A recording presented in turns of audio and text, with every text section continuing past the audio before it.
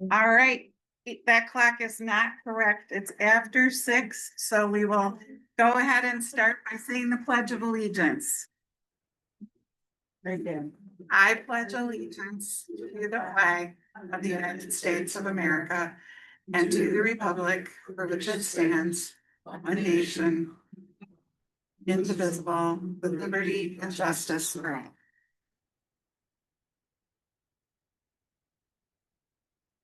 Thank you for being here.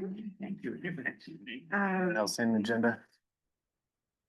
we probably. Budget Did you add the quarterly budget review in this one? Well, I think we should, to actuals. okay, you moved that up.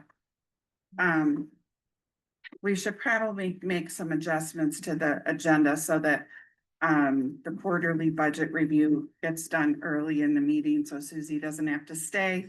And I see we have some school board folks, so we'll talk about that earlier in the meeting. They don't have to sit here while we go through everything else.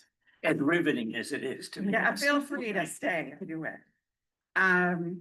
Do people have any conflicts of interest to declare for any issues on the agenda tonight? No? Okay. Minutes of the last meeting, did people have a chance to review those? Sorry, they asked. I know. Yes. Any other changes other than what we've sent Judy? Any other changes? Okay, a motion to approve those. So move. Second. All in favor? That's all 5 of us. Communications. I shared with the board an email that I received from Rob Kelly at the CDC about their efforts. Their communications with the buyer and seller of the Tenants Harbor General Store. They're working to make sure we continue to have a store in Tenants Harbor. She's had some financing challenges, so hopefully they will succeed with that. And they had asked if we would consider a community development block grant, which I said, you know, we had considered we did that on behalf of the Cragner, and so I assumed this group would be happy to consider anything they brought to us. So we'll see what happens there, fingers crossed. I also shared the letter I got, you'll remember a few meetings ago, we agreed to send a letter in support of federal funding for coastal zone management programs. And the Appropriations Committee of Congress has moved that out of committee, so they wanted to thank us for writing a letter. So I sent you that. No guarantees on what happens next, though. No guarantees on what happens next, but that a grant like that paid for the Sebago Technics work we had done a few years ago, so that was why we know money like that is important to towns like ours. Did other people have communications they wanted to share? No, okay. The warrant that Irene sent to us. Did people have any questions? Questions, which is unusual. Questions? All right, then, we can sign that for you, Irene. Somebody can sign the payroll warrant tomorrow. There's only one. I can do that. I'll do it. I noticed as we were reading the select board policy manual, it said that the minutes should reflect the total of the warrant that we sign when we do it, which we have not been doing that. Right. You just note that we've done it. So, Grand total is. well, total deductions would be the amount that I'm supposed to, or is it invoices selected for payment? No, the total at the bottom. Well, the bottom says balance and EMS billing, that's not Well, me. that's. That's what's in the checking account. So which one is, This, the deduction? total deductions is going to be your payroll and all of the. so everything we're authorizing being paid is the total deductions? Right. Okay, and that amount is $242,179.90. So remind me, since we haven't been doing that going forward, remind me that the minutes should include that total for people. So, let's do the quarterly budget review. I know you arrived while the budget committee was in the process of discussing that, and, Irene sent everybody, this is the review for the whole year that we just closed June 30th. Susie, So that was the full year. There's gonna be some changes to the accounting, account numbers and how things show on the report for the next report. So this was closing out the way we've been doing it the last few years. We had a couple of questions where we weren't sure of the answers, but by and large, most of the departments were really good or were under budget, so that was very good news. And yeah, we didn't have any concerns yeah, going, you know. there were no surprises or worries. No departments came over on expenses, and we are waiting and have some uncertainty around budgeted revenue from the state, payments that are late. A lot of things got held up at the state level, and we're hoping that they will still come in and we'll be able to put it back to last year's revenue. Ask a question, citizen, do we have carryover? If we're under budget, can we carry over to Yeah, next yeah. year? We can. Yeah, most of it reverts to fund balance, so most of it will just go back into the checking account. But we can, if a project didn't get done and we just didn't get it in last fiscal year, we can carry that forward. Yes, absolutely. So are there any motions that will be made tonight about carryovers, or are we gonna wait until Usually everything? all comes in one go. That's what I thought, and given that we're still waiting to see how it all, settles. Hmm. All right, so do people have any other questions about the budget? Well, thank you to the budget committee and Mhm. Irene. And Brandon. And Brandon and the whole team. Yeah, and some things were budgeted so smooth and we maximized some interest income and they're doing a really good job. Yes. So thank you, Susie. Here, thank you. So moving up the school board issue, because we No have, issue. well, no, I mean, the agenda item, Yes, moving right. the agenda item higher on the agenda. Because we'd had some questions this spring around our relationship with the school board financing when we, learned that we had the heating and cooling bond was coming to the select board instead of, the school board being able to apply for that. And then also the, issues about, the transfer of some funds to the new nonprofit. I and some others had, looked at the legal obligations of the select board as it relates to the school board. And as you know, and we've discussed over the last couple months, our goal is for all of us to be on the same page, working together. We have the same goals, the money's coming from the same pot, you know, the local taxpayers. And we just wanna meet our legal obligations. No more, no less. We're not interested in running a school. But I had asked on behalf of the select board for legal clarification, a legal opinion of our attorney. Because it's a municipal school unit, you know, and different from an RSU. And so, he has clarified his opinion for us. And I just wanted to propose tonight to this group that we would take this kind of in baby steps together. That the first step could be a meeting between the chair of the school board and the vice chair of the school board and the chair of the select board and the vice chair of the select board. With or without the town manager and the superintendent, whatever you all think is a good idea. I had originally suggested without, just knowing that Christina is new and likely has a mountain of things that she is taking on, and so I figured if the two boards could make some progress, and then she and I could come in. Yeah, That's so what I'm saying. communication, is that what you mean? So, well- We talked about improving communication. Yes. going forward. Yes, and, So that's why but, we came when we saw the agenda. I said, well, yeah, we'll no, it's communicate. good. We're happy to have you here always. Because, and you should be aware that, in the last few weeks, we have set our priorities for the coming year for the select board. And of the 5 priorities, one of them is working more closely with the school board and making sure that our communication is good and that there are no misunderstandings or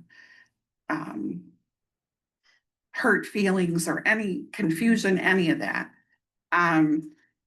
So Was there, like, is there an issue with the way that the town ordinance is written for the school committee?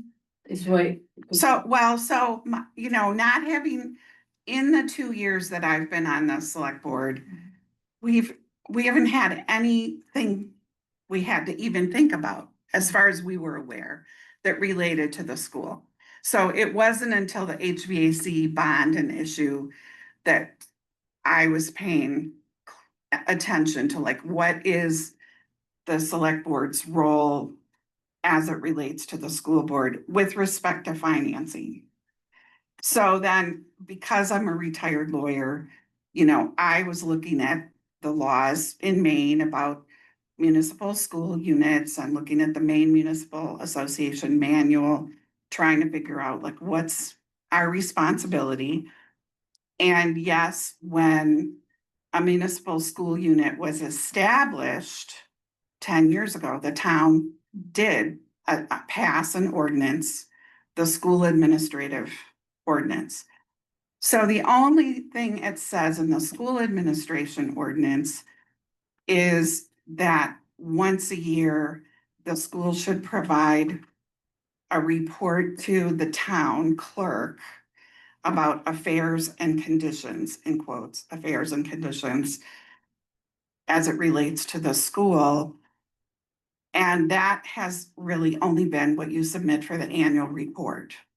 So you all have not been sharing with the select board, and the select board has not been asking you to share financial information, which is why I think for all of us, it was a surprise when we were having to pay attention to this together in the spring.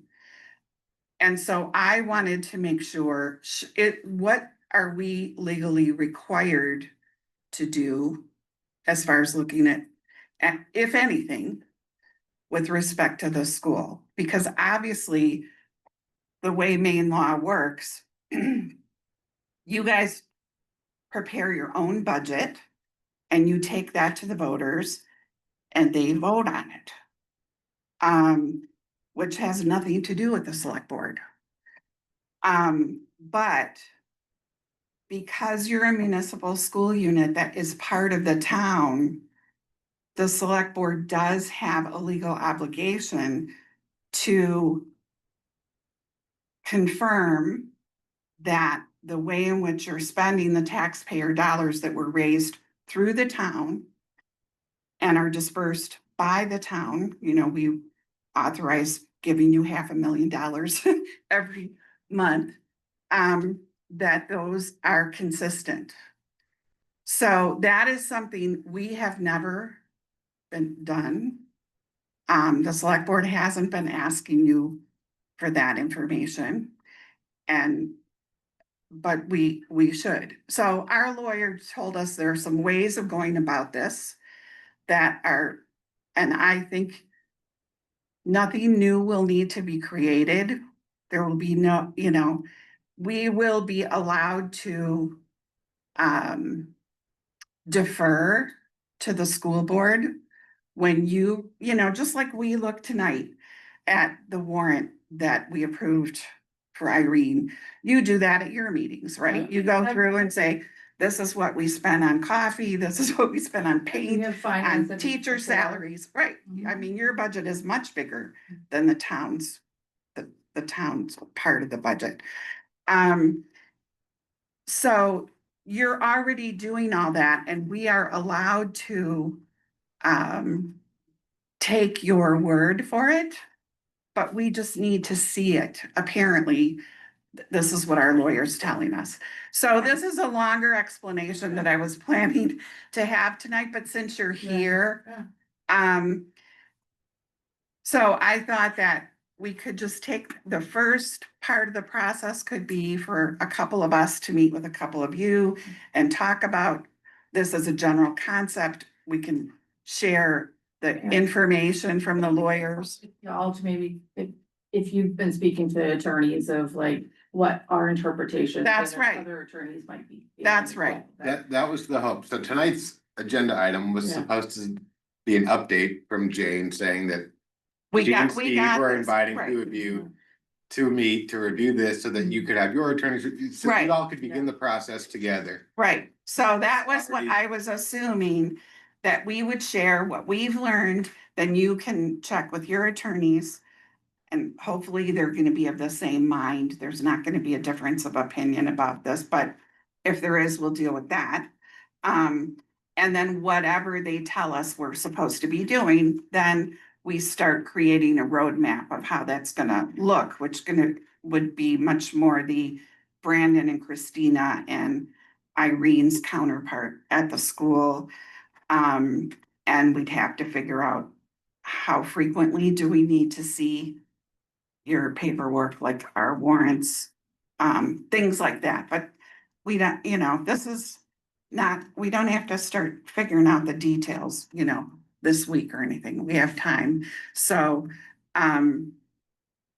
this was just to let the select board know that we had received this advice from our lawyer, and I think it's important for you to know, one of the things that stressed me out when I first looked at this at the time of the heating and cooling bond was that individual select board members can be personally liable for up to $10,000 if we do not exercise our financial oversight responsibilities.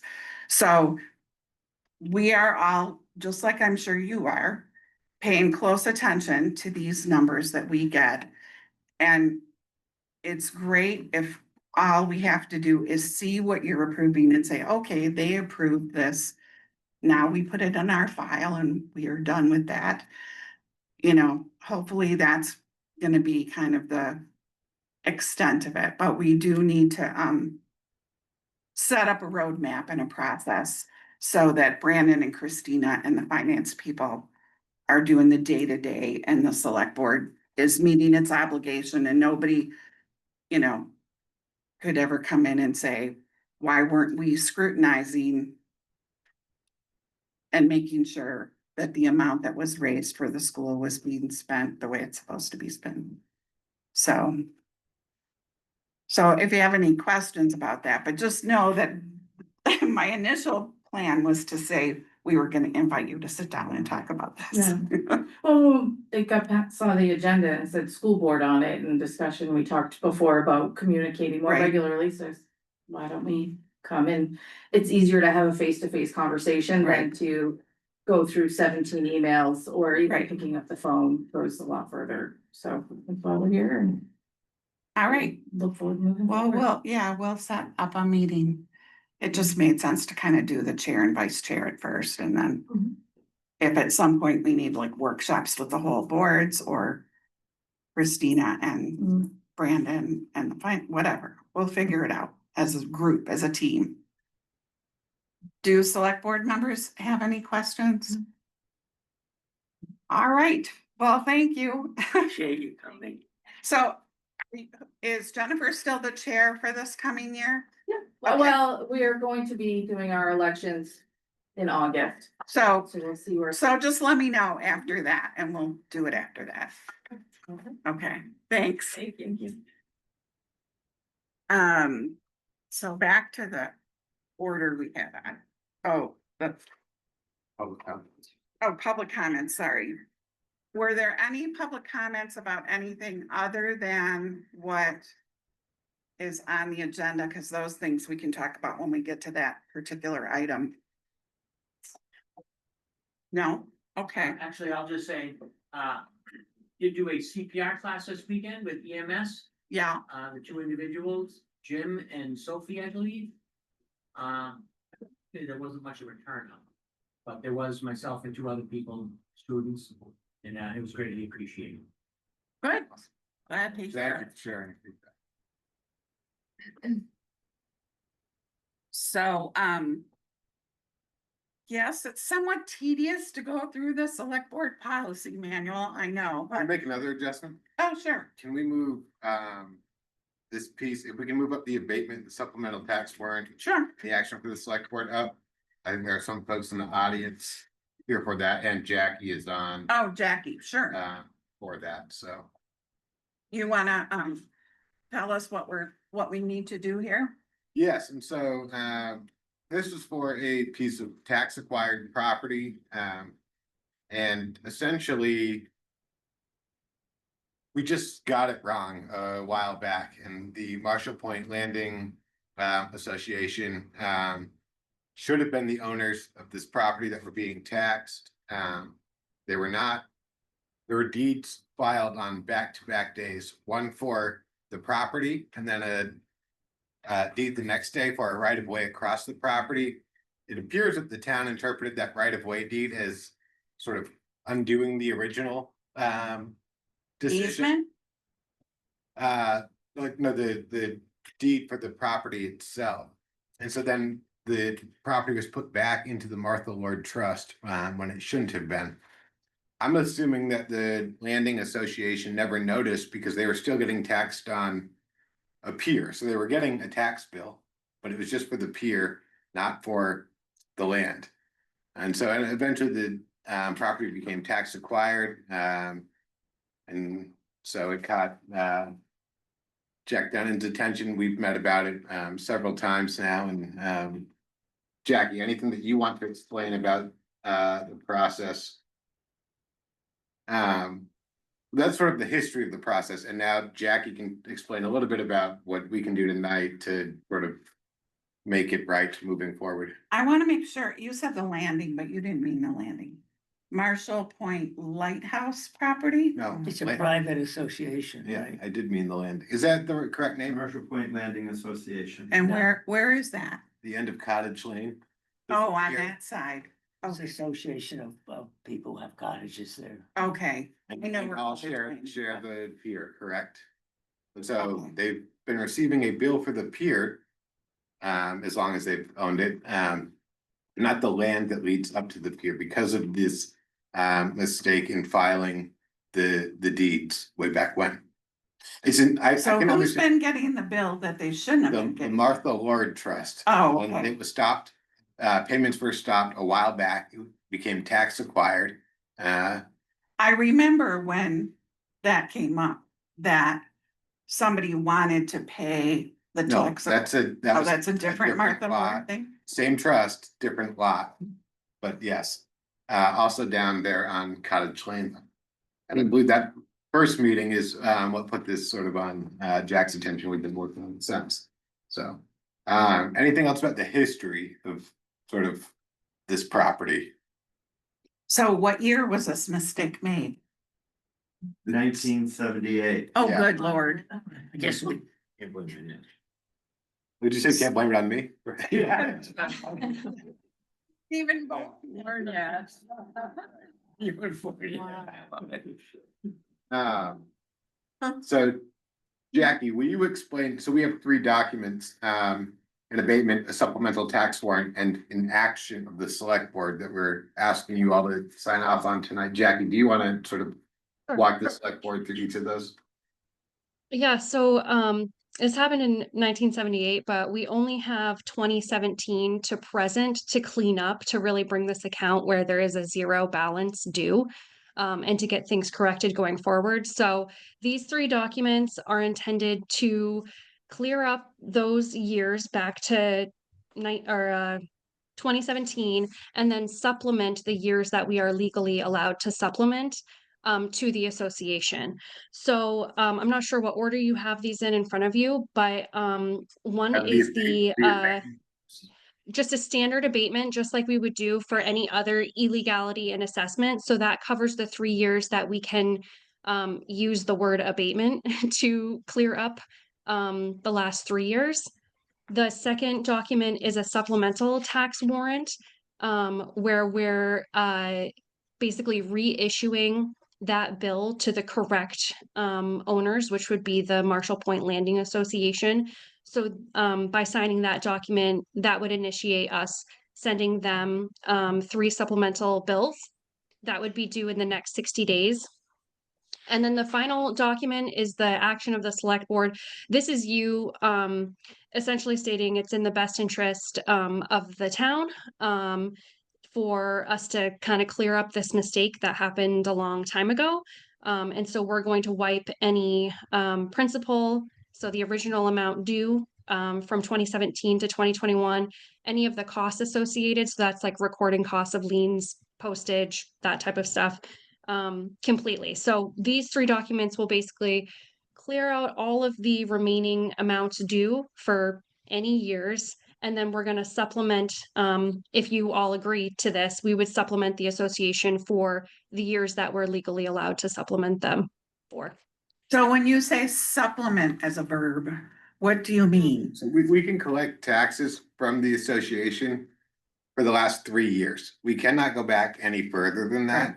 And so that's what that action piece is it's you all acknowledging that there was a mistake made. This all needs to be Cleaned up. yes, sort of like removed from the record because we can't tax the Martha Lord Trust for it either, right? They didn't own it and even, so anyway, it's. But when you say supplement, is that like refund? The abatement is wiping out the original tax that were due for each of those 3 commitments. The supplemental is we're actually going to essentially recommit each of those 2022, 2023, and 2024 amounts due, but instead of committing them to the incorrect person, we're going to commit those taxes to the correct owner or who should have been the correct owner of record at that time. So we are allowed legally to go back 3 commitments, 3 years, and have the association pay what should have been billed to them. But we can't go back further than that. You can only abate for 3 years and you can only send tax bills back 3 years. Yeah, in this instance, we usually, if there's a question of value, we can only abate 1 year. But in this case, it's a question of illegality. So we can actually abate, the select board can abate 3 years. But we still have to clean up the rest of the account too, which is where the action of the Board of Assessors kind of comes in to say, you know, we just got to clean this up. This is the most practical way we can do that, really the only way we can do that. And so this is going to bring the account. So there are no past due taxes apart from the 3 supplemental bills that we're about to issue for 2022, 23, and 2024. And then we'll just tax it correctly going forward. And the people that overpaid from 2017 to 22, 21, 22, whenever. Nobody paid those bills. Oh, They came to. that's how, okay. Yeah. Well, that's convenient, really, in a way. That we, since we couldn't pay somebody back, right? That they didn't pay. All right. Do people have questions? I think now I'm clear. No? Jack, do you have anything you'd like to add about it or? No. All right. Well, Sound like a good solution to you? it's worth restating that we are taking these actions as in wearing our hats as assessors or the select board? You are assessors for the mm, well, the supplementals. And you are the select board for the abatement and the other action to clear out the rest of the years. No, it's completely clear as mud, but thank you. Well, I'll make a motion that we take the three actions proposed by our assessor's agent. Second. Any other discussion? All right, all in favor? That's all five of us. Thank you, Jackie. And Thank thank you. you for preventing us from continuing to make mistakes. Yeah, I'll It's do good my when best. people It's catch always fun when you, mistakes. yeah, it's nice to find something from the 70s and still have that persist today. So hopefully I will not be the cause of any future things that people find 40 years down the road. But have a good night, Right. everybody. Thank you. Thanks. All right, so we took care of that. So now should we do the select board policies? Yes, You're ready for that? unless Okay. there's anything else that specific that y'all were staying for, we're happy to move it up if they're Okay. great. All right, so tonight we will go through the select board policies that are on pages 20 to 38, I think. 36. Yeah, 37 and then Okay. 38 begins the new. Yeah, and then we'll finish up the rest of the policies at our next meeting, and actually some of those we've already decided because they're the ones that relate to one person being able to come in and sign and things like that. So hopefully that won't be too long. So the first of the policies we should talk about is the one entitled boards and committees. And one thing that I didn't have any issues with this policy or changes I thought we needed to make. But it does say that the town charter requires that copies of all approved minutes and any relevant material shall be maintained by the town clerk as public documents. It doesn't specify what that is, but something Brandon and I have been talking about is making sure that things that we circulate, for all of us to look at should really be posted so the public could see the same things that we are looking at. I mean, obviously with the exception of something confidential like legal advice or personnel matters or something, but so I am hoping that maybe this year we can make progress on, and we've done it some, like. Right, there's been a I've couple sent- attachments that I've done to meeting minutes and, Sure. for instance, the set that we're just doing.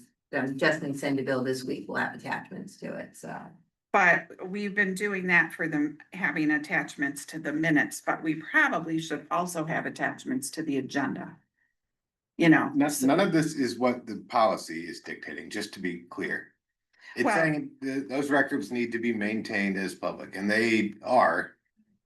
The policy doesn't say that they need to be posted on the website with the agenda before every meeting. Okay, well, I just, we will get to a different policy that actually does say something much more like that. Good. So I know this is after the fact, things need to be retained. we keep referring to the website as if it is our public record, and I want to make sure that it is clear that it is not. That's right, but I also think since one of our 5 priorities for the year and in general is transparency and for the public to know what we're doing, to know what we're talking about.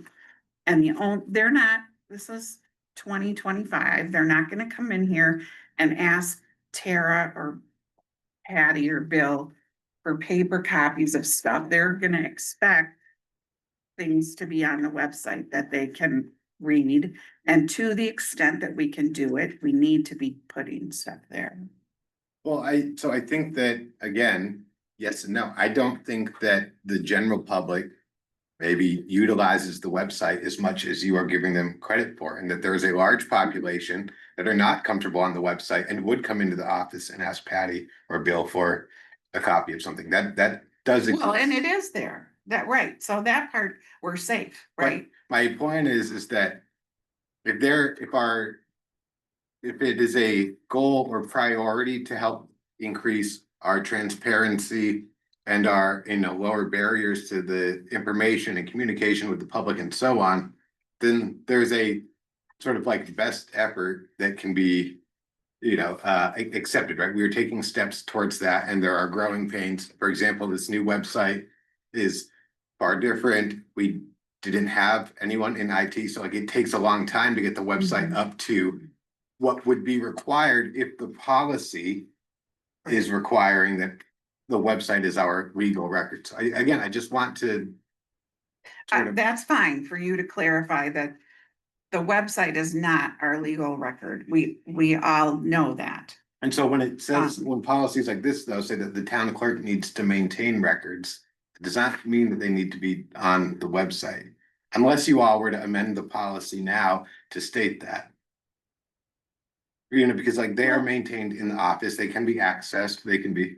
Is there a halfway point somewhere that meets both of your interests that you could say, to the extent possible, when we're dealing with some kind of underlying policy, if there can be a link on the agenda to the actual document that may exist on the web already on the website, then it'll satisfy you, knowing that it's not the be all and end all in terms of our legal repository for our documents. I mean, it's just, we're getting there, but I understand that you don't want to be saying that the website is the end repository for our legal documents, right? Right, and that Right. therefore, Therefore, you shouldn't draw the conclusion that if you can't find it on the website, that it doesn't Right. exist, or that it's not Right. being. but can we put those caveats on the website and say, to the extent possible, we'll attach documents to agendas and to minutes. But if you can't find it, come to the town office and somebody will be able to show you where it is, either electronically or in paper form. I mean, because you guys have the same goal. I mean, the goal is to make things available to the public wherever possible. So, I don't know. I mean, I just think we're on the same page about this policy. You don't want to have any legal repercussions. Well, I guess my question, we're all in agreement on the legal issue, that it's not, the website is not the Right. legal repository. Official. So I guess my question is whether, as an administrative matter, Brandon's feeling like it's too onerous to expect us to get attachments to an agenda item on the website, before the meeting. Is that your hesitation? I mean, not necessarily. But then the attachments are included again in the minutes as well. Like now we're getting into some like administrative redundancy that is not the best use of someone's time, whichever end it's on, whether it's Judy's or it's Except or that, mine and Bill's on the front end. I mean, obviously, I think it's important for them to be in the minutes after the fact, but if somebody's wondering, like for tonight, it specifically said what pages we were gonna be looking at, and somebody can go on the website and find these pages, and they're gonna know what we're gonna be talking about. But if it were possible, something wasn't already on the website, to attach to an agenda when we can, I think that would be. So like these should be attached to the agenda. Well, yes, because for one thing, we could have all read those before we were sitting here, passing them along, reading them as it's happening. I would have preferred to have read those before I arrived. Yes. I mean, yeah, and Doesn't that make sense? It does, but I think I hear both of your concerns. I mean, there can be a 5-year plan that in 5 years, our goal is to get as much as possible on both the agenda and the minutes. And especially if a document underlies our decision for something we made. Or we are expected to take action. like Right, This no. was. No, I guess think- I didn't realize that the agenda was not clear enough that folks didn't realize they would have to take action on those. I mean, it's listed under the action items. of the Right, but select board. I mean, really, Brandon, there's no way, unless you were psychic, there's no way I would have known what we were gonna be doing from, maybe somebody else. I know would've- my, I Who didn't have knows anything more about it. about, I didn't expect you to. If I did, I wouldn't have given you the whole preamble of its history and so on, right? But well, I would want us to do that for the public's sake, even if we had gotten these copies. We need an explanation. okay, But I do think that in general, if we can know what we're being asked to do ahead of time and the public can see what we're gonna be talking about, that's preferable. So that's the goal. All right. We're not, that's. I guess I had assumed that if you all had wanted them ahead of time, that somebody would have asked for them ahead of time, because I thought that it was like listed as pretty clear. It's under action items, one of them's titled action of the select board, but. So should like the code of ethics be like attached with an agenda? But the code of ethics is on the website. Hmm. And so somebody can find that, whether it's all of us or a member of the public would have been able to look, just like the others said the pages, and for that, I'm just thinking, again, we're moving toward, being as prepared as possible, the 5 of us, and for other people to be able to know what we're gonna be talking about and why. And maybe in the Richard Bates era, where he prepared the agenda. I mean, that's part of the difference is that, we talk about what's gonna be on the agenda, but we don't say, do you want copies of something? So I think we can move toward this goal of having, I think that was the point of the mailboxes for the select board upstairs. We would request copies of something that we would like to have. And they would stick it in our mailbox and we could prepare before the meeting. Right, like you did. so nobody even told us we had mailboxes for like 6 months when Wendy and I got on, and it's not a mailbox era, we're in the virtual era, digital era, so. Well, if that's the case, then if we're gonna get all the information coming to us on the website, what do we need to come in here to have a meeting for? Just to sign things and leave? No, because the public has a right to attend this meeting. But if it's on the website, you said the public will go in and look for that information that's on the agenda, any public that's interested.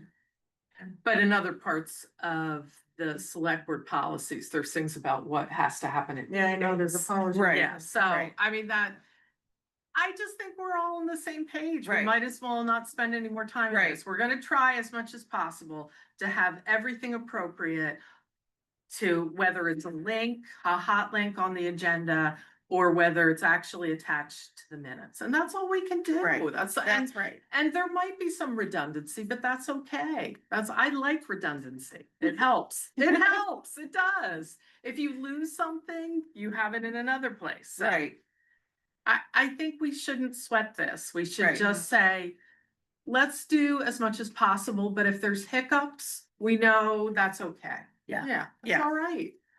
Yeah, my plate has never not been full since I started, and so I'm not in favor of unnecessary redundancies.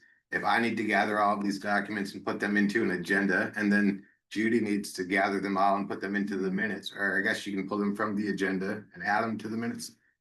But Most of 100 pages. Exactly. if that is, yes, we will, if that is the policy, we will. I think that should be our goal, that things that require action.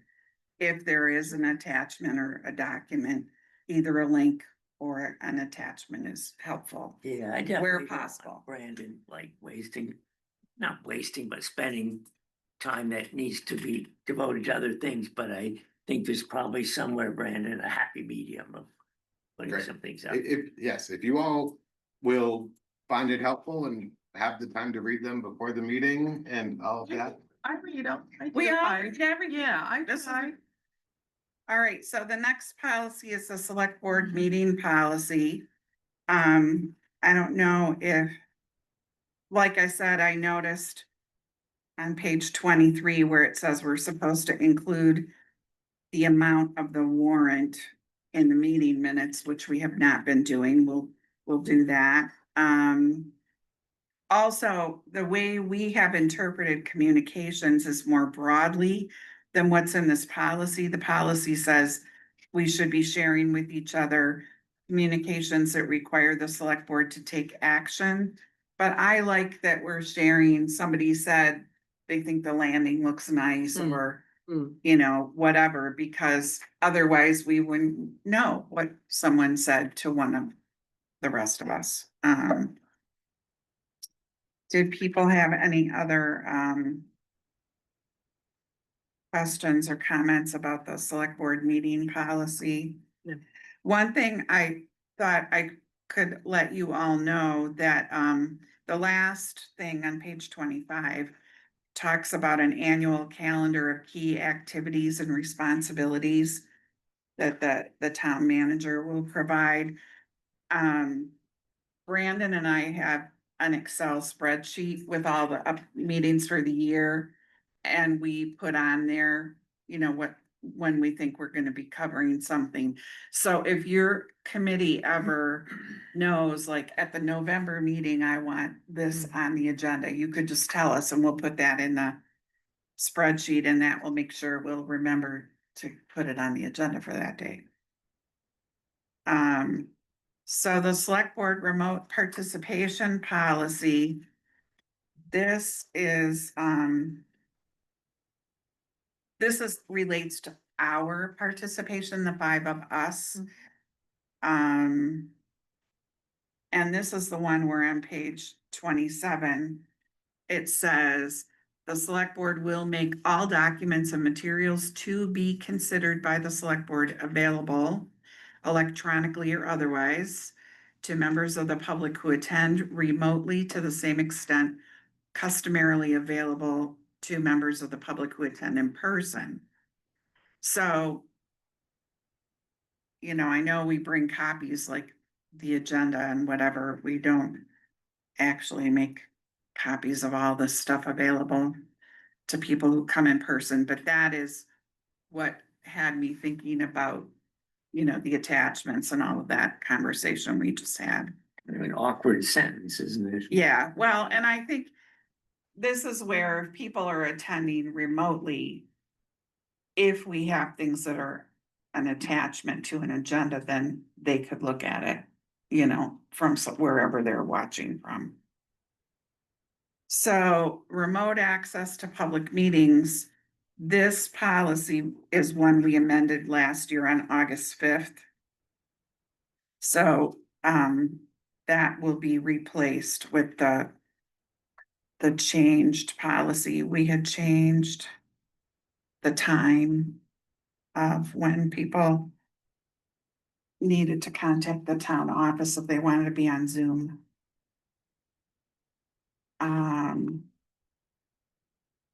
Compensation of the members of the planning board and the Board of Appeals. Any questions about that? Board or committee member attendance? Any questions about that one or comments? Meeting times, page 31, no.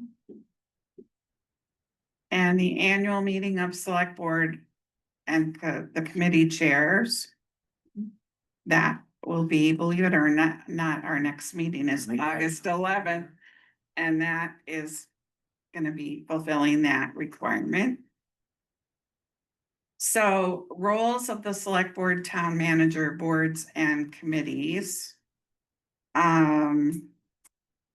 The only question I had about this, on page 34. It says. As agent of the select board, it is the responsibility of the town manager to ensure that the boards and committees adhere to state law, town charter, and any local ordinances, regulations, and policies. I'm not sure that that's something we have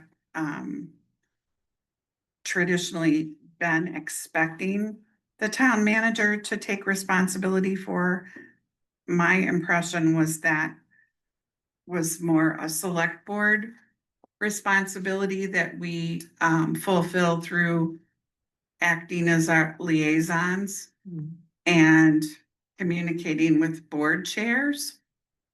But I I'm don't think curious I interpreted it when I read it that way. that it but- was the town manager's job. Yeah. Who? But I didn't know a specific example that has come up that Well, he need to rein us in and make us. well, it adhere isn't, it to- isn't so much about us as the other committees. Hmm. So, Hmm. I mean, Brandon doesn't go to every committee. I mean, he goes Hmm. eventually to every committee, Hmm. but he's not at every Hmm. committee meeting all year round. Hmm. That's impossible. And Thank goodness. we would never think Hmm. that that was his job. And so to have a policy that says it's his responsibility to make sure that the boards and committees are adhering to state law, I'm not sure. I think that's your job. What do you think? I mean. Yeah, I mean, I guess it would depend what the expectation on monitoring was, right? Like if you if the expectation was that every meeting would be monitored to make sure that laws are being adhered to, whereas if it was, you found out that a certain committee wasn't keeping minutes and you wanted me to talk to the chair about that, then that's different. But even that minor example, I have thought was my responsibility. Which I'm grateful for. But I thought it was something more like if a committee came up with a proposed ordinance that was so outlandish and didn't meet state standards. You would say, okay, go back to the drawing board, this will not fly in the state of Maine. I mean, I think of that as your job. But still, I think that comes through us as liaisons. I Right think on the- ultimately the responsibility rests with us. Brandon, say, hey, this is what they're doing. Okay, but if I'm in a coma, then it's gonna be, it's gonna be Brandon. I don't know, that's the way when I read it, that's what I thought about it. Well, and I mean, here are the most challenging examples, I think, arise with the planning board and the Board of Hmm. Appeals, because those are, even the select board has limited authority over them when they're acting in their quasi judicial capacity. I mean, I am currently, like, very presently doing that. They had a question about Right. some of the like legal definitions around the ordinance, and so I worked with Bill Kelly to get his opinion, and now we'll meet with Ann to share it, and Right. so it really depends on, if I think it's kind of open to interpretation, but the way it's written seems like we could be comfortable with it. as long as there's no expectation that I'm going to every committee meeting to police, to monitor how. It doesn't really. I didn't say interpret anything it that way. that. I didn't interpret that No. way at all. Right, Yeah. but I guess I just feel like, I don't know, I'm not sure that I think that we're delegating this completely to Brandon. We are still ultimately responsible for that. When you know the answer, if you don't, then Well, I right, have to. then we'd say, figure it out, you and Bill Kelly figure it out, and we'll make sure. We as a team will make sure the board and committees follow the law. That was kind of a red flag for me. I mean, if people feel like we can just leave it the way it is. I suppose you could add in and select board. could insert select board somewhere, so it was kind of a joint responsibility. Well, I don't, you know, the law puts the responsibility on us, so we probably can't even get rid of it if we wanted Yeah, to. you can't you know. legislate away. Right, so responsibility. maybe this is more of a communication function, the way you're thinking of it, that if, Okay. you know, and I do feel like this is part of our job as liaisons to remind them to take minutes, do agendas, you know, follow the budget process, all those things, but all right, well, then we'll leave that. On page 35, I thought this would be worth mentioning with the chairs at our next meeting. It says that all board and committee members should actively participate in setting the goals and action items for the comprehensive plan and support the long-range vision of the community and establish a process for reviewing the status of where we are. And just so you know, Erin has developed an Excel spreadsheet that will list for each of the committees which of parts of the comprehensive plan they're supposed to be advancing. And that's something that John Malte and that committee and the select board will look at so that by the time it's approved, we'll have an accountability and tracking mechanism that we've all agreed upon in place, but for that to be a living document that we fulfill the community's goals, it's gonna be important for everybody to be invested in it. So I think that's the end up to page 36 or whatever it is. So, for the next meeting, I guess after we do the joint committee chair stuff, we can finish those off. And I don't know, Wendy, those policies include the trust policies.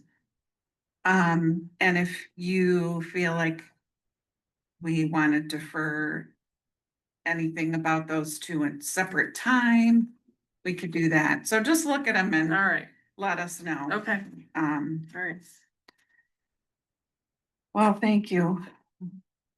It'll be good when we feel like we can hopefully speed through these next year, whether I'm here or not. All right.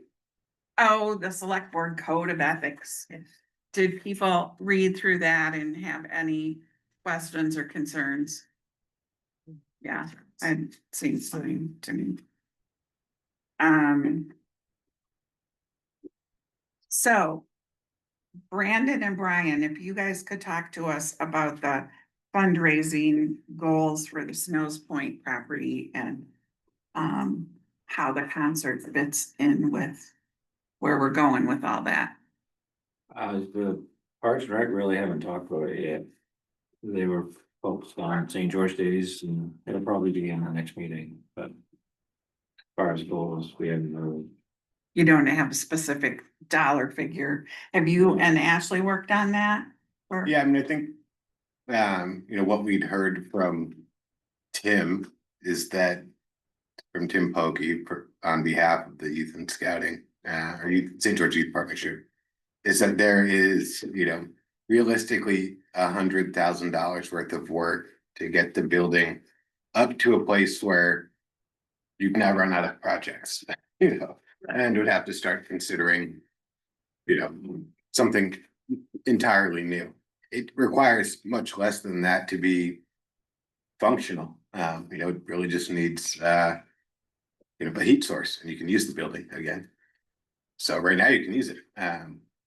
Well, are there still all those things stacked up in there in Yeah, different we places? still need to get the insulation up and the ceiling and floor. Right. Before it's usable, all that needs to be done. Yeah, Right, I would not open it up to the public right now, but So it's not usable until you could open it to the public, really. Except for storage. Right, which was one of the, uses that was outlined in taking this Well, on. right, that's great for the staff, but for the public.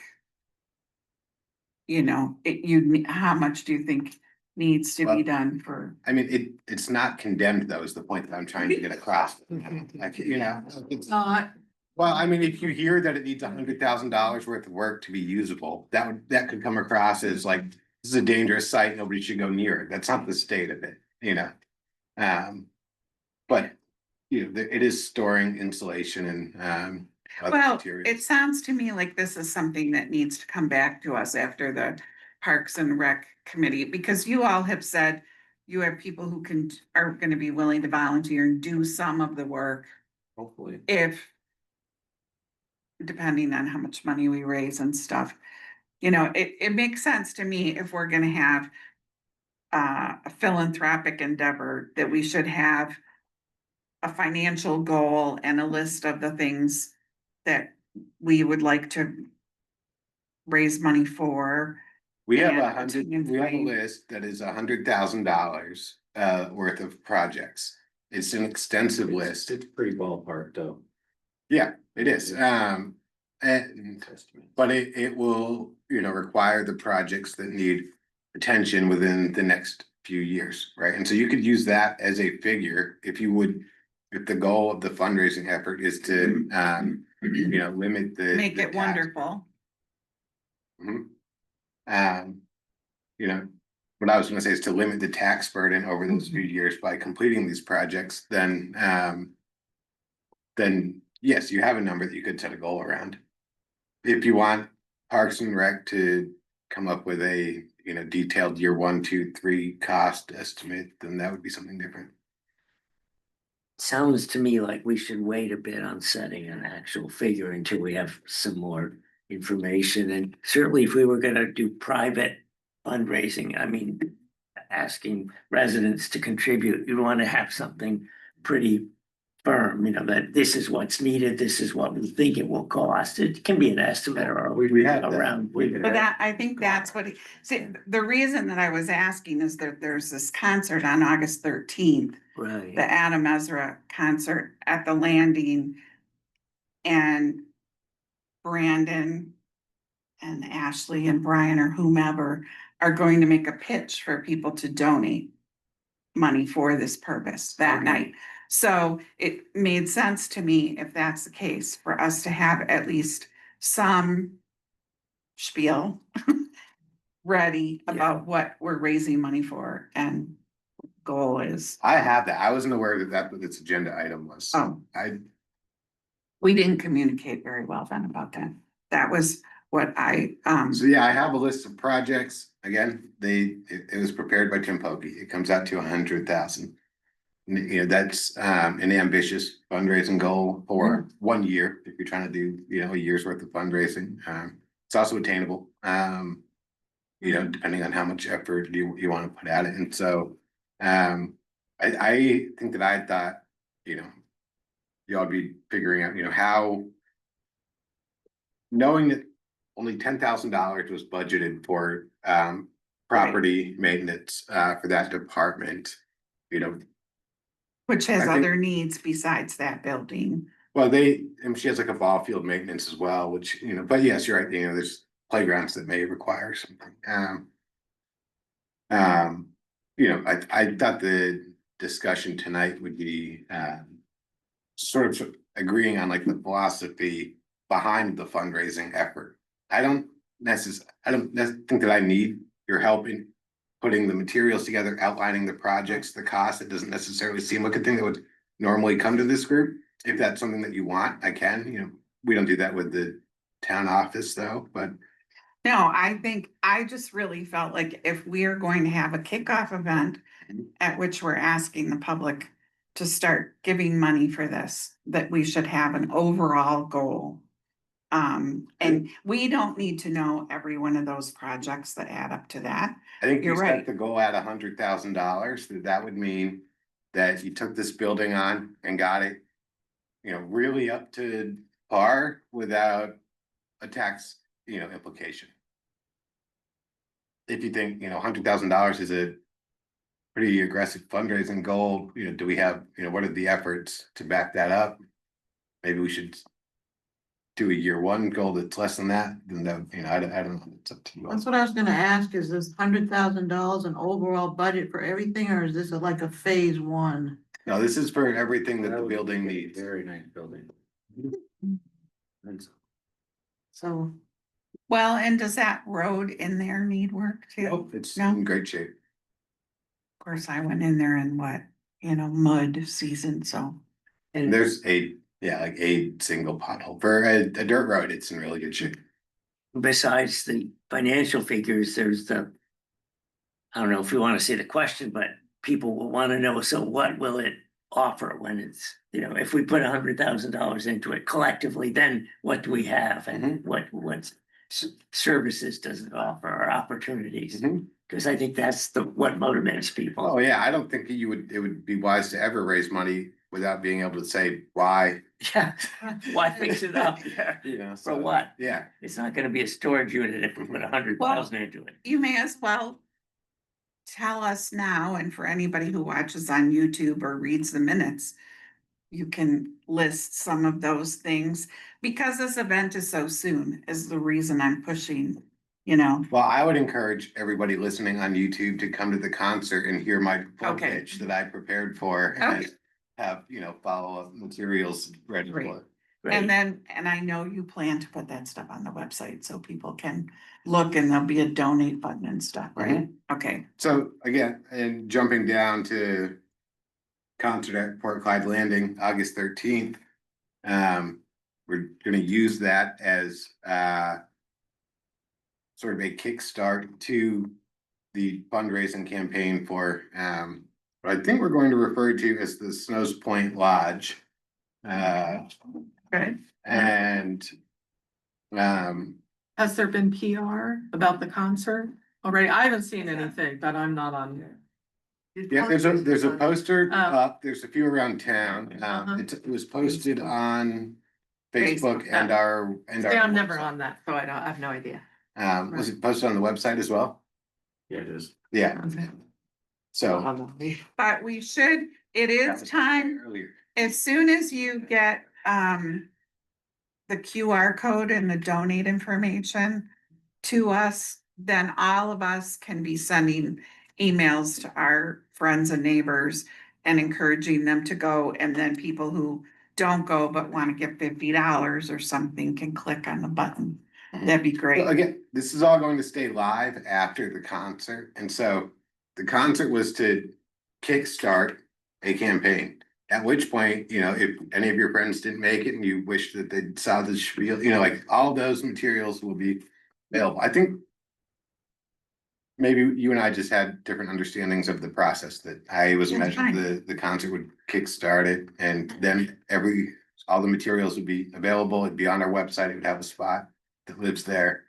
But if you would like, well, honestly, I don't think I'll be able to get them to you much ahead of time at this point. Because But it is so soon. Right. But I think the Parks and Rec Committee in particular could be encouraging people to attend, knowing that that's the purpose of the concert, and that we're all gonna hear more details about this. Just for the record, what time does it start?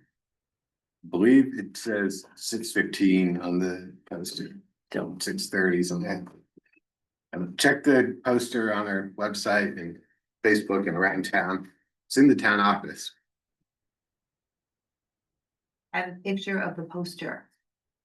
6:15. 6:15. That's an interesting time, great. I think there'll be some parking available at Montegan Boat Line, and they are usually last boat traffic is all cleared up by 6, which is why 6:15 start. Makes sense. So sorry, that was a little convoluted, but. No, that's fine. That's on me that I wasn't as clear about what I wanted, but I think we got there and we all are clear now about how it's gonna work, and that's good. So we'll set the goal for $100,000, is that? We will, for that could be for it to be completely done and Yeah, no. don't tax put a back. time element like No, that's a right. year, No. that's the, But we'd like to fundraise Right. the amount Right, to yeah. offset, you know. And then if we were able to raise this money, then there would be no tax consequence to bringing it up completely up to speed. So the rec committee and you will be in charge of this fundraising and just want support from the select board to go do your thing. At this point, promote the concert. And then after the concert, I'll make sure that you all are aware of all the materials to send out to folks. And then, you know, if there are, whatever our next event is, you know, promoting that. Just support it, Yeah. right? And you can donate too, Right. if that's what. Right. 100,000. Well, They it could don't need happen. it. They don't have a timeline. We're those people that walk into Herring Gut, right? Oh, Pay $100,000, we just need one donation. Right. Well, and while we're promoting town events, I'll be reminded of the fact that on August 14th is the CTE Makerspace grand Oh, opening. yeah.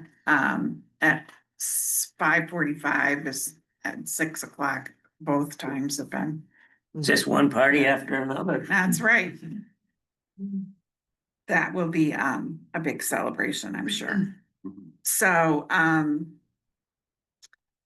Brandon, can you tell us about the audit date? Yes, it's not a great update. Uh-huh.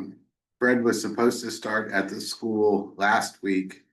And he did not show up. And so we've been in contact, and Christina and I are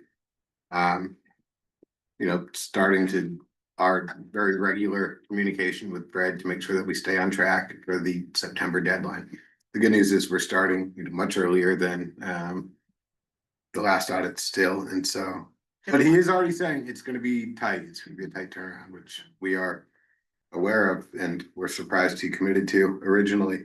But it's necessary, so. Are there things that he needs from Irene in the meantime that we could be getting? Well, but he's let me know, Okay, I've sent him a bunch and said, hey, everything come through, is anything missing? Just said that they were looking through what I'd sent. And, you know, Irene just completed an audit with Fred, so she's familiar with what he needs for a given year, and so. well, I know, Confident in our ability to get it to him, you know, as soon as he needs it. right, And we've talked to the school to make sure that there's a tighter turnaround so that when theirs is done, it doesn't, you know, sit in between offices and, you know, that we get it, so. We have the plan in place, now we just need, his help. yep, Done. And what year are they up to now? this would be 23. 23. Okay. And on a Yes, more, we're in 26. on a more positive note, you have a tax acquired property update. Yeah, so we have, at this point, now resolved 3 of the properties on the tax acquired list. And so, yeah, 3 of which are now in good standing. One of which is the property that has been on there the longest since 2010. And so, Wow. yeah, and what I think is really great news is that the property is going to be retained by the previous owner. So, you know, nobody's losing their property. So, And when you collect back taxes like that, that just goes in the general fund too. Mhm. It's the same as any other property taxes. so that, yeah, that was big. That was, you know, I think. So through the 3, we have, you know, just over 21,000 in back taxes that we've collected in the last. That's great. And then where are you with the nail and mail status of the other ones to go to before it can go to the Realtor?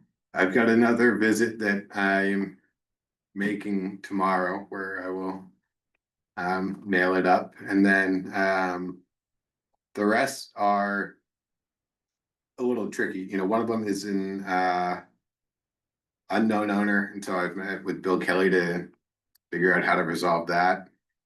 I should actually, now that reminds me, I should share probably a public communication that I received, but I'll come back to that.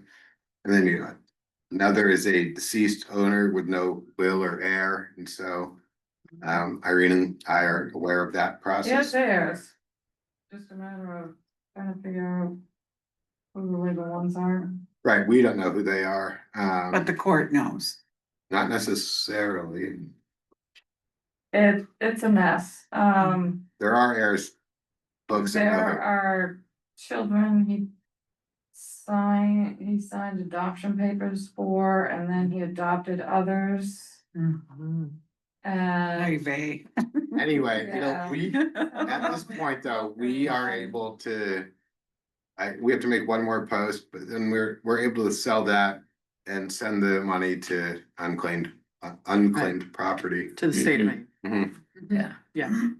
So, but you saw that, did you see that email from the state? did, and if it was very clear who we had to pay the money to, I would say, yes, let's hang on to it, but this is one that it could cost us a lot of money to try to find out who we had to send the money to.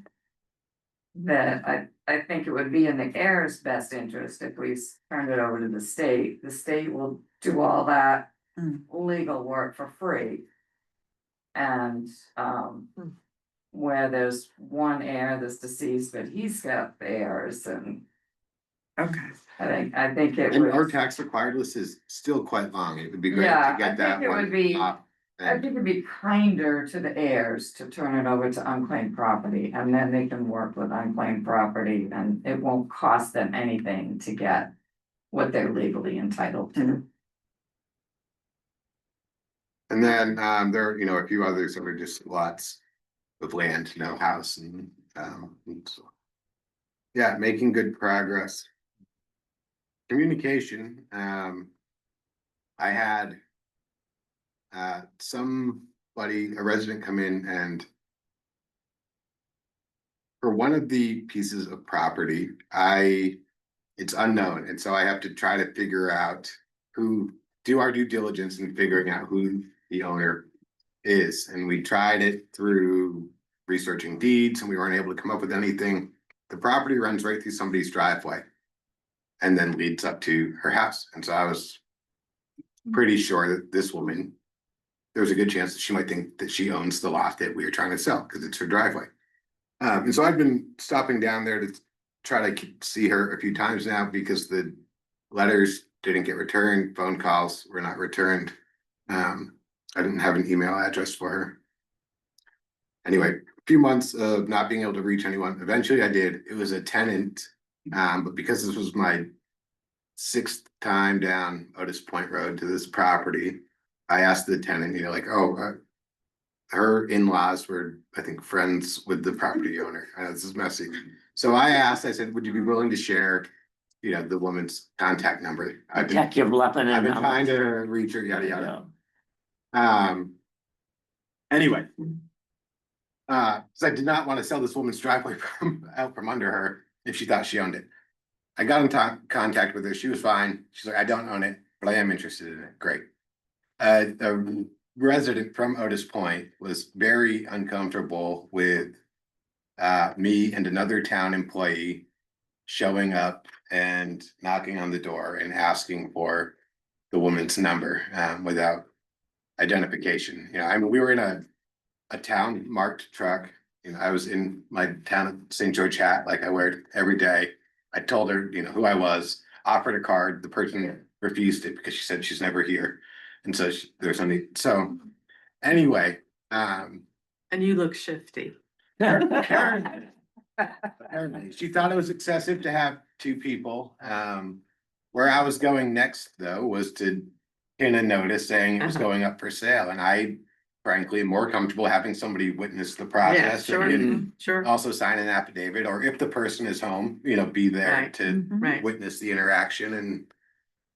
And she's like, it's a scary world. Yeah, I tried explaining it, right? I'm the Right. one that's. Right, right. Right. But anyway, System. I don't know, she was, again, I don't know, maybe it's just, So you just wanted us to be aware of this concern from Yes. the resident? right, Okay, right. we got it. We're Yeah. not concerned. Long story. Great. I didn't think you would be. I didn't, you know. But if y'all have suggestions for things to do in addition, I'm certainly open to them. It's really hard. Yeah, Yeah, it's it's difficult. just sometimes it's awkward. And I brought Ben, who's in like high viz and like town of St. George. So, you know, I was really trying to make sure that we were, Looked official. yes, yeah. Identifiable. That's Right. what the best you can do. I'm But afraid. some people have reason to fear maybe from other experiences in their past, and you can't fix that, and it's just a reality. And, you know, they're on a private road, so, Yeah, you know, not which is used to why I anything wanted to coming make sure we were in a later. town truck, Right. so that, you know, They might not have noticed. and yeah. Anyway. Thanks for letting us know. Anyway, 3 more are off the list. Not that one though, but I'm working on it and we're making good progress and I think that's the end of my update. Good. Since the agenda I printed out is not the one you're looking at, do you have other things? Cause I don't have other things. You've covered it? Okay, Yep, that's Very good. everything. okay. And I remembered a communication I probably should have shared, which is you all remember that Steve Thomas has expressed concern about spotty cell service in Port Clyde, and so I'm trying to at least bring the group of residents from Port Clyde together that might want to take that on. You know, if I can just facilitate it, then they can take the ball and run with it, but we'll see. So there've been some emails, various people who live in Port Clyde saying, yes, they want to participate in that, but I'm really hoping somebody will emerge who's willing to kind of be the chair of that or something and make it happen. One other piece before committee updates, or committee reports. I do have a bunch of certificate of appointments. I don't know if you want to sign them during reports at the end. We can send them along while we're talking. And I have the list for the resilience committee since it's an ad hoc. I don't know if you want me to do it during my report Yeah, for that'd the be good. resilience. Okay, You want to do the planning board? okay. As Brandon alluded to, there was a public meeting for the planned here on Sea Smoke. I did not attend the site visit. I know Jane did. And Brandon was on Zoom for the actual hearing and regular meeting of the planning board. But, not to belabor it, but, the planning board began to go through the ordinances related to piers. And they got to number 5, and the question is whether the pier will be consistent with the surrounding character and uses of the area. And the chair wanted some guidance from Bill Kelly. So the assessment was halted then and there was nothing further done. They had gone through a couple of the standards already, and the pier basically, the proposed pier met those standards, but when they got to number 5, they felt like they needed to get some more guidance. So that's where we are in terms of the planning. And I'm sure Brandon will communicate with Ann Cox when he has guidance from Bill. We have a meeting tomorrow. Okay. And I asked Bill we got sort of a letter from him that can be made public because I think, you know, the applicant should be able to Right. see the full Sure. response. As well as some sort of case studies that he refers to, and one of which was in St. George, Yeah. actually, so. Yeah, So anyway, that sort of packet will be made public before the next okay, meeting. Okay. And that last planning board meeting was posted on YouTube as well. I think we're gonna start doing that for, you know, meetings that are well attended and have, you know, public interest.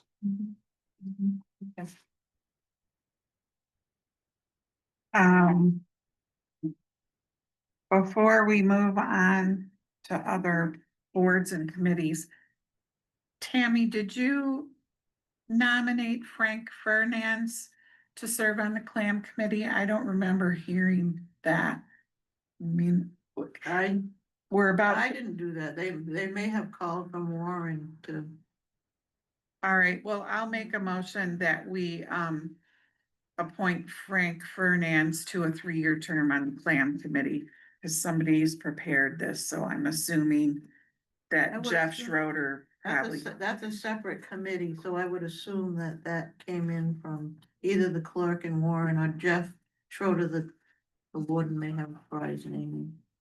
All right, so I'll make that motion. Second, All in favor? All right, I just wanted us to be sure we covered somebody we're signing about.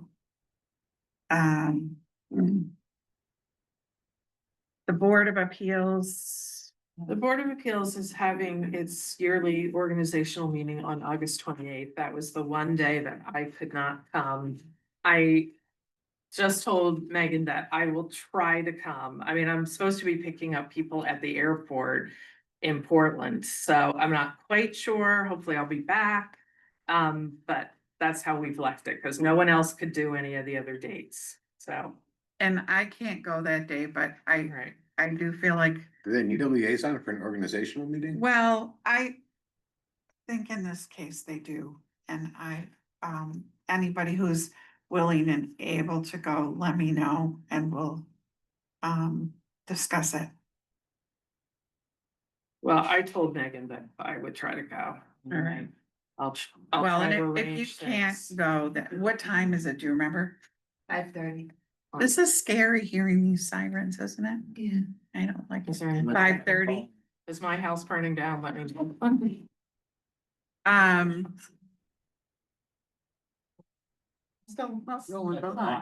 Yeah, Sorry. well, with mutual aid, and, yeah.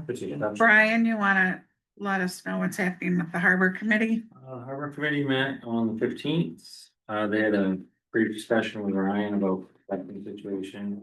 How many permits are sold at the time? There were 9. The cameras were installed, but Wi-Fi wasn't up yet. And maybe now, I don't know.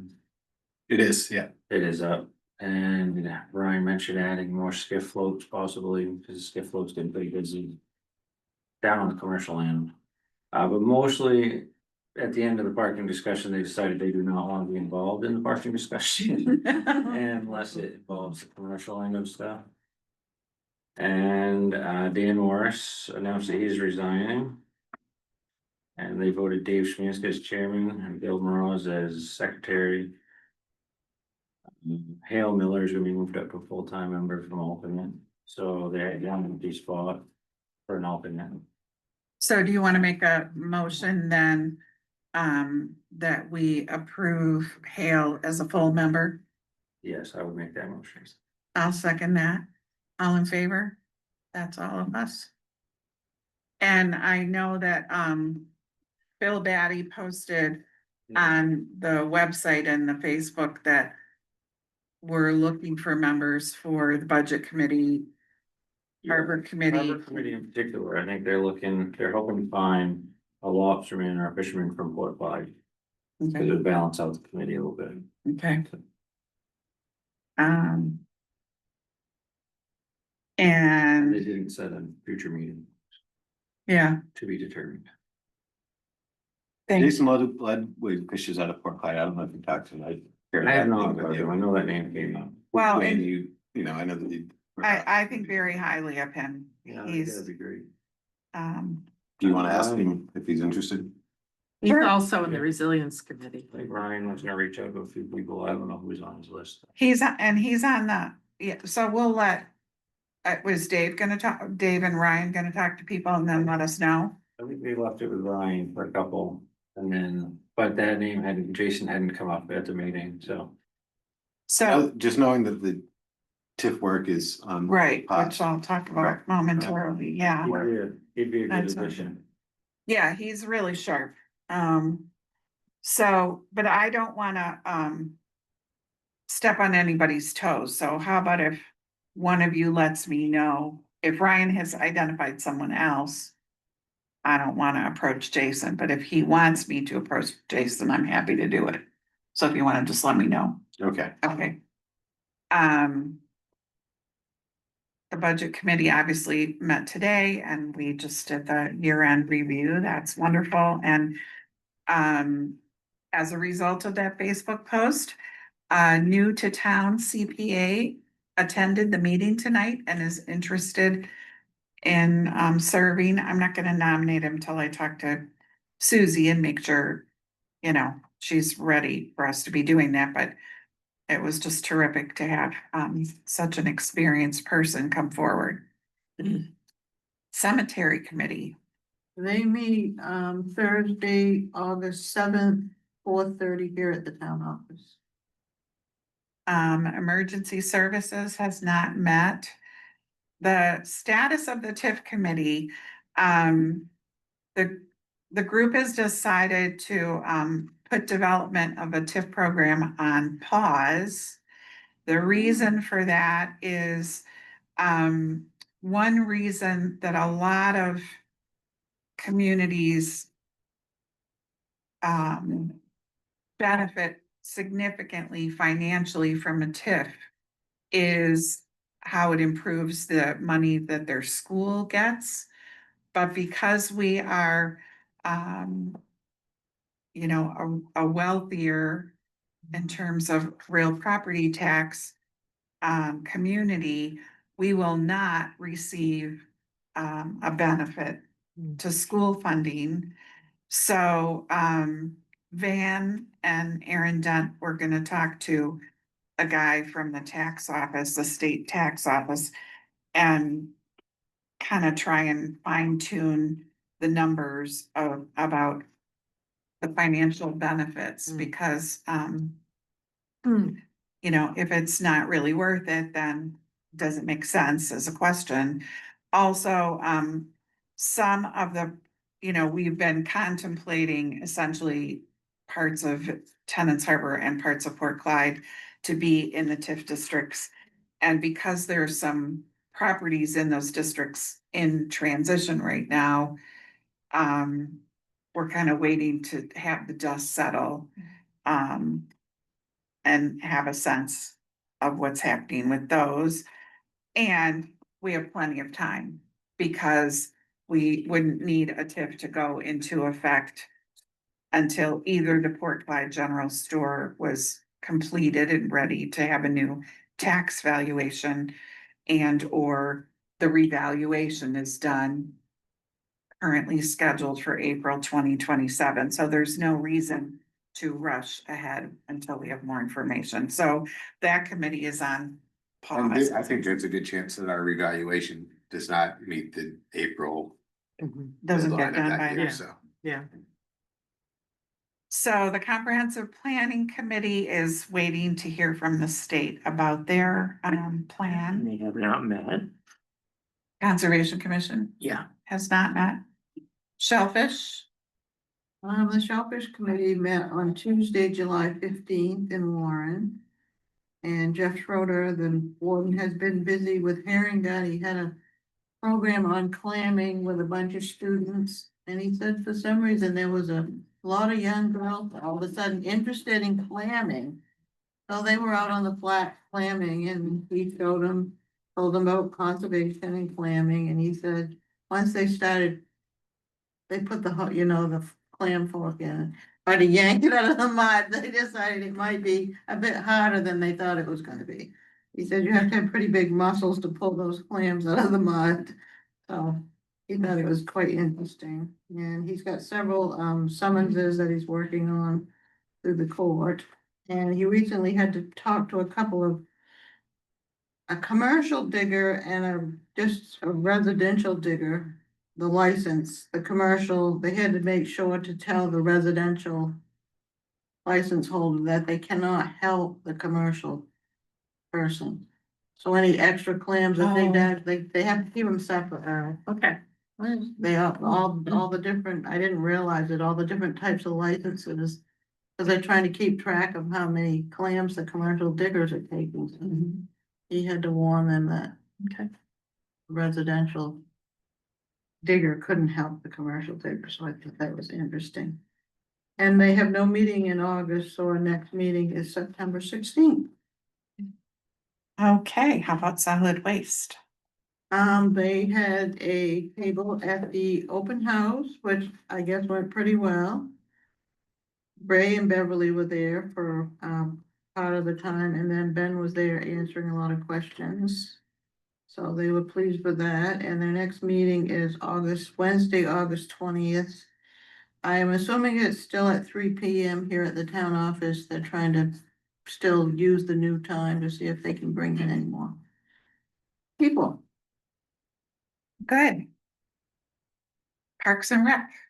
They've never met since last meeting, but we did St. George Days, so I mean, I give you an update on that, I guess. Yeah, We had a little less than 70 runners, I think, in that 5K, which is less than last year, but better than most years, so.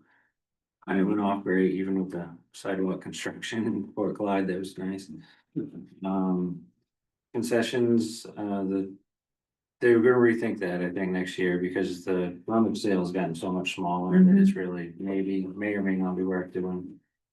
Next year, it sounds like there's some big changes coming anyway, so. The cornhole tournaments were a success, that we had, I think, 6 or 8 teams for the family, and then we had a full roster for the adults and. Little one, Gary Henry Junior, senior. With Drew, so. And they had some nice prizes this year, they had some cash and some local businesses donated some cards and stuff, so. so rewind to where you said there are gonna be some changes next year. What do you mean? Well, it sounds like the St. George Day Committee is thinking some changes, I don't know exactly. I'm just asked because I'm on the committee and I don't know what you mean. Oh, well, It was not the committee, it was, Maybe certain members of the community. I met with Ashley and Tara and Ryan and just trying to figure out how each sort of department, effort did. Right, And I think that there's an opportunity to sort of streamline things a bit more. So that we're a small town. If you've got people spread out, because everything's running at the same time all day long, it can sort of make your numbers, one, feel a bit smaller, and your efforts just not go as far, right? If you have to be open for the lobster bake, for example, runs from 11 to 7. 11 to 7, right? And so maybe we condense that, and they don't need as many volunteers because of it, and so on. And so we've been just looking at ways to do it's the that. thing with Parks, it's hard for them to send people down if they wanna do like kid programs down here in town, if most of us are working up there to do concessions and make all that happen, then. And there's been talk for a couple of years now, bringing back the old timer softball game or a tournament. Something. That'd be cool. So I think we'd all like to do that, but the field is busy, so. There's a discussion there to be had too. Yeah, can we bring the craft sale anywhere into the harbor? Those types of conversations are happening while it's Right. still fresh. for Yes, folks. I mean, it came up, maybe we could use the landing field and set up a bunch of kids stuff, have kickball or face painting and whatever else is going on. Consolidate with the stuff that was already going on up here in town. We can kind of boot it down the other end. Well, and like you said, but the craft fair, there wasn't that much going on Just down how there. exercised it was the first Yeah. year, so. So, Cornhole got a lot bigger though, that's That's gonna be interesting. popular, so. Well, I was in the schoolhouse on the 19th all that day and had a lot of people come in and made the comment about re-centralizing everything in the parking lot here, especially all the crafters. Yeah, They didn't like having to leave I think that's. eating or whatever to go down to the ball field. They want to bring everything back to the town now. well, I think it's good. I'm glad we're having this conversation because, being on the committee that was involved in planning this, it's easy for one person with a strong opinion on a little committee to make a big difference. Yeah. And I like the fact that these different voices are being heard, so that, good decisions are gonna be made for efficiency and,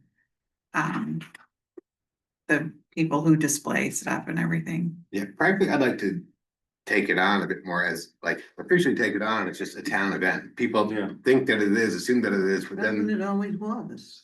well, but I've been told that it never was, that it was, an event that, That's not. community members, organizations, put together. And when I Go on. first, when they, Emily and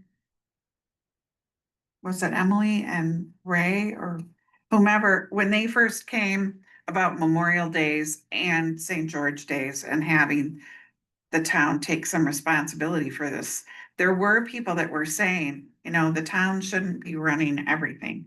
But there were also people saying, you got a lot of old folks who can't do as much as they used to do to plan events. So And I frankly, personally, I think it's great. Right. You've got young people, yeah. Present that. Hey, I'm over 65.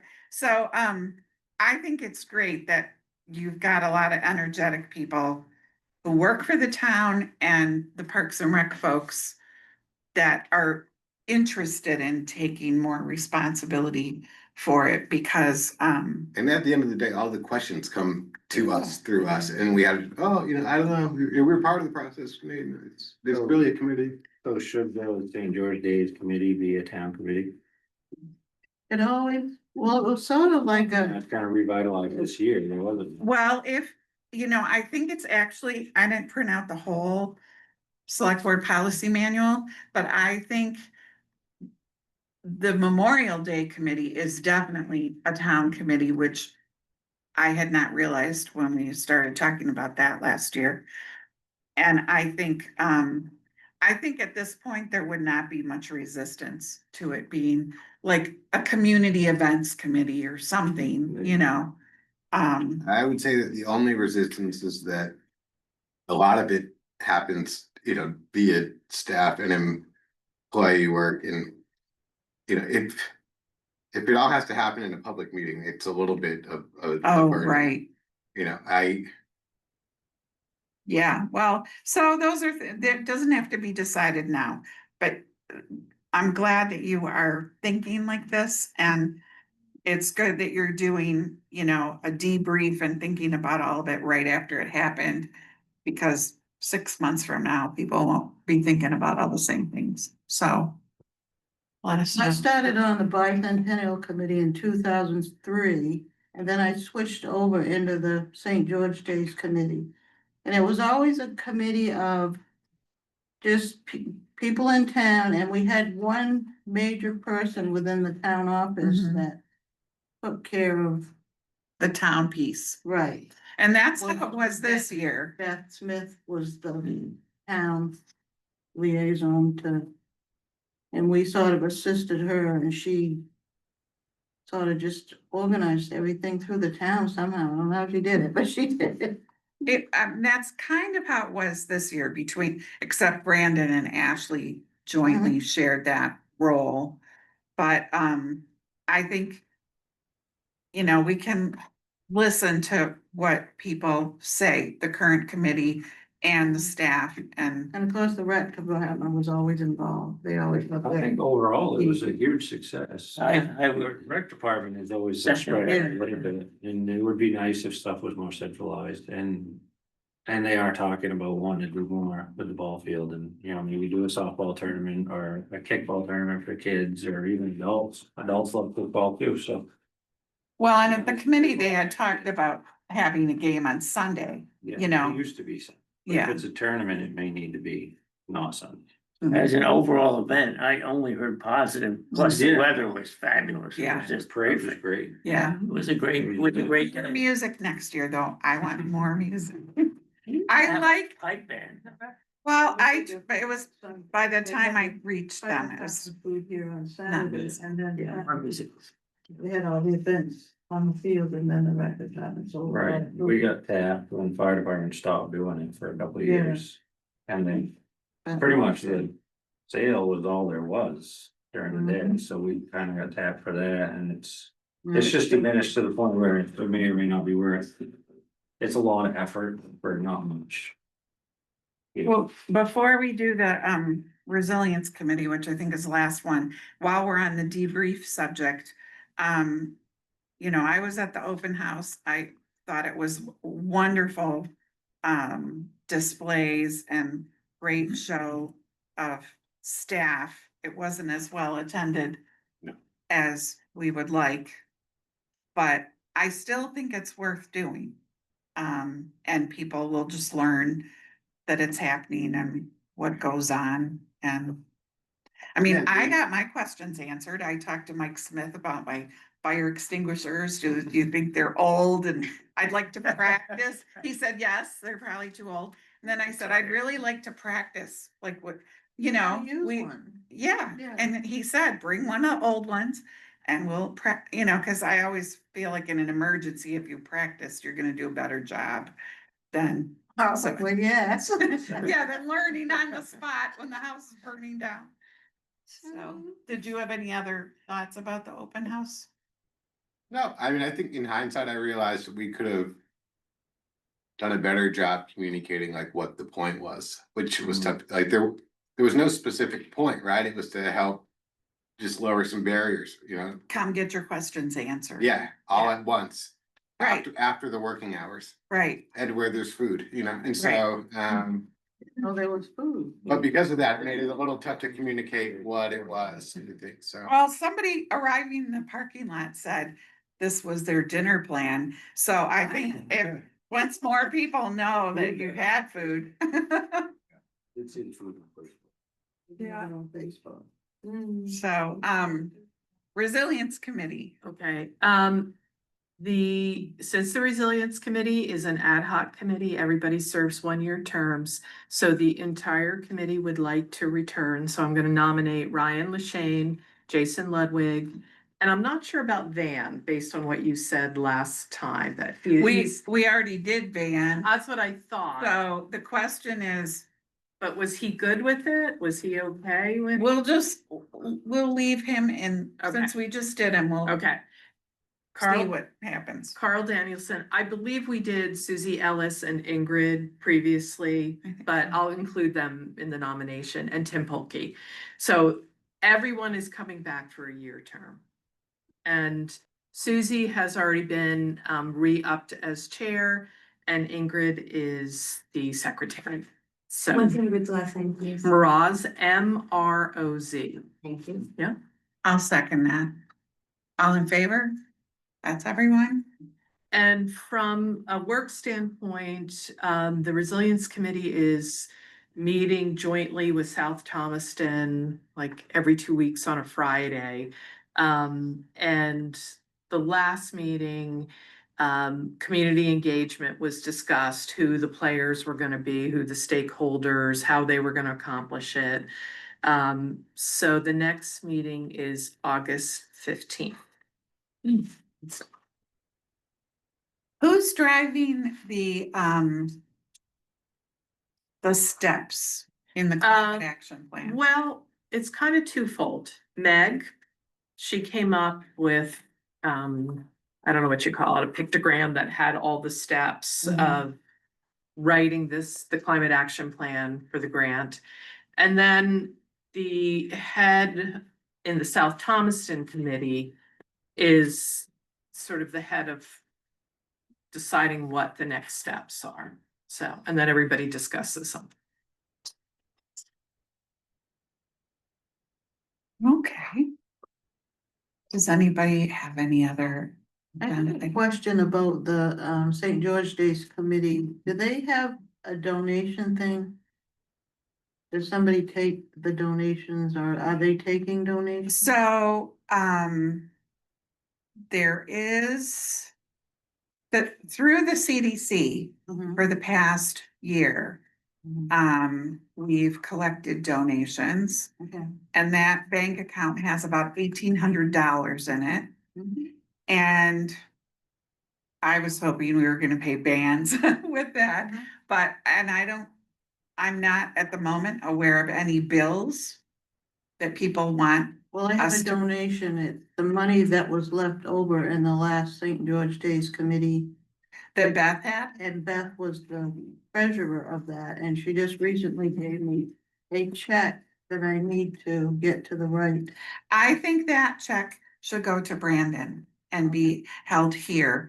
Well, And then is that okay? I would say that that's okay. If, then the committee should, Decide that. I think that is us like adopting it as a town sanctioned function. We can have an account, a reserve account or whatever it may be for St. George Days. Right, well, I think, There should not be $1,800 for St. George Days with the CDC and whatever Brett's check is. I know, but With the town. right, and we actually tried to get that money from Beth for over a year, so I'm thrilled that you have a check. That's great. Cause Well, I don't wanna get in the middle of a controversy. no, but the reason I said I would prefer to have it be with the town office is that if we had bills from anybody who wanted to get paid out of the 1,800 that's at the CDC, we have to give the bill to them and then they pay, you know, the person. Mhm. And it's just more involved than, you know, if the town manages it. So, I think at least for now, it could be here. And then I do think the committee needs to meet and make a decision about if this is gonna be, you know, a town sponsored thing and a bank account here. You know, we haven't spent the $1,800 that we have over there, but we can be planning ahead for next year and, you know, like in the past, the fireworks cost more than we budgeted. Now, I don't know if that's true this year. No, You know, things like that, where there are expenses, but, so what do you think? Do you think that Tammy should give you that check? Even if at you, this point, no. no, but how long should she hold a check though? How long will it take the committee to make a decision? All right, well, I guess we need to get everybody together then, so that, we can make a decision. Because if they, you know, the committee may say, no, we want this to remain a committee separate from it, and That's right, Well, if that's the this- case, that's what the check. That was a town employee, but this account was just something she started to take care of St. George Days and pay expenses. It wasn't anything that was tied to the bank. Right, right, which is why people have always said that St. George Days was never a town, like sanctioned right. event, that it was a community driven event. Quick little story, when I was living in Waldeboro, I was part of reviving Waldeboro Day, which is a town festival just like we have here. And it was all outside of the town, and we'd asked the town for a donation, which was really small to start with, and it grew. And eventually it became an official town function, and that seemed to work very well, and that's, I believe, but it still brings in volunteers, of course, and Right. people doing things who are not part of the town, but the town overall was responsible for it. I think that's and kind of where we're budgeted- getting. Budgeted Yeah. for it. I think that's the direction we're headed. Yeah. I agree, because at And this it- point, it involves probably 6 town staff members Yeah. to run it. Right. And so I would prefer that we are able to just run Well, it. and also Ashley was very good at, you know, communications out to, you know, it was great when Elaine Kennedy was at the CDC. She was very good at communications. Now that she's not there, we needed somebody else.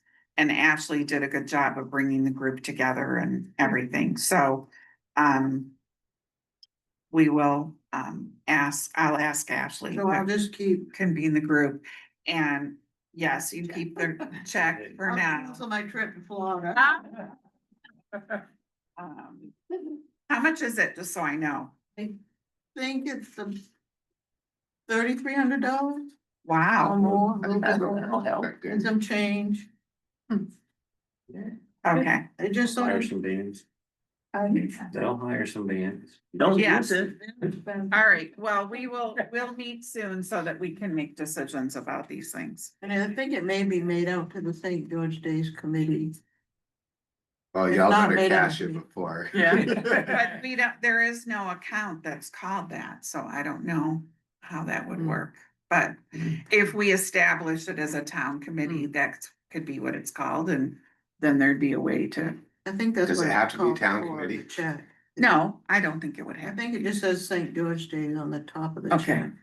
And then she made it out to the committee. Yeah, I mean, we had trouble even finding out how much money Beth had.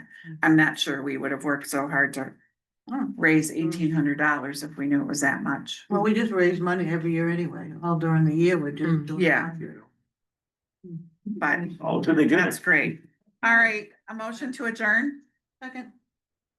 All in favor? Bye. Thank you, everybody. Yes, please. Brenda, can you turn that off? I'm turning this one.